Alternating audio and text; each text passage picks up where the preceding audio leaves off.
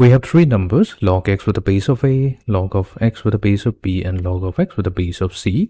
These three numbers are in AP, meaning they are in arithmetic progression. And x is greater than 0, that means it's a positive number, and x also cannot take the value 1. So using this, we have to show that this particular expression is true. So let's begin. Now what we have, we are given these three numbers. Before that, let me state a property of arithmetic progression. Let's say if three numbers a, b, and c are in arithmetic progression, then this simply means that twice the middle term, which is b, will be equals to the sum of the first term and the third term. Now in our case, we have three numbers, which is log of x with a base of a, log of x with a base of b, and log of x with a base of c. These three terms are in arithmetic progression. They are in AP. So this would mean that we'll take 2 times the middle term, which is log of x with a base of b, and this will be equals to the sum of the first term, which is log of x with a base of a plus log of x with a base of c. Now here we're going to use a property of logarithm, property number 1. That means if we have log of a with a base b, this is the same as the reciprocal of log of b with a base a. Using this property, we can rewrite each of the terms. On the left hand side, we have 2 divided by log of b with a base of x equals to 1 over log of a with a base of x plus 1 over log of c with a base of x. Now let's combine the two terms on the right hand side. So we will get 2 divided by log of b with a base of x equals to, the common denominator will be product of log of a with a base of x with log of c with a base of x. And in the numerator, we have log of c with a base of x added to log of a with a base of x.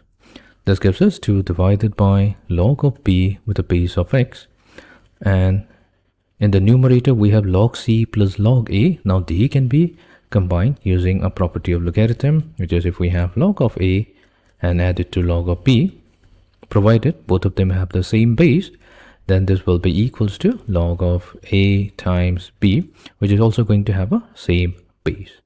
That means in our case, we have log of c added to log of a.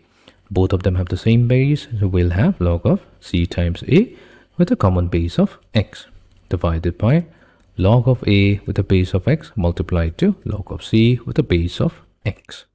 Now what we'll do, we will cross multiply log of c with 2. This gives us 2 times log of c with a base of x, and we'll cross multiply log of b with a base of x with log of ca. So that means we have log of b with a base of x divided by this particular log of a with a base of x, and this will be multiplied to log of ca with a base of x. Now we will use a property of logarithm. So this property being, if we have a times log of b, this is equivalent to log of b raised to the power of a. So here we have 2, so we will raise 2 as the exponent of c using property 3. So that means we'll get log of c with a base of x, but c will have a square above it.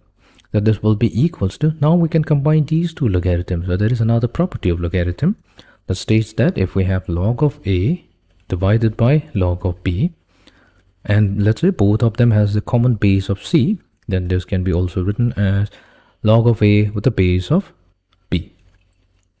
So in our case, we have log of b divided by log of a. Both of them have a common base of x. So that means we have log of b with a base a, and this will be multiplied to log of ca with the base of x. Now what we'll do, we'll use property number 3 to raise log of b with the base of a as the power of ca. This gives us log of c squared base of x equals to log of ca raised to the power of log of b with a base of a with a common base of x.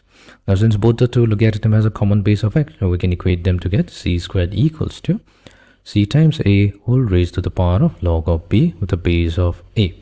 And this is the proof.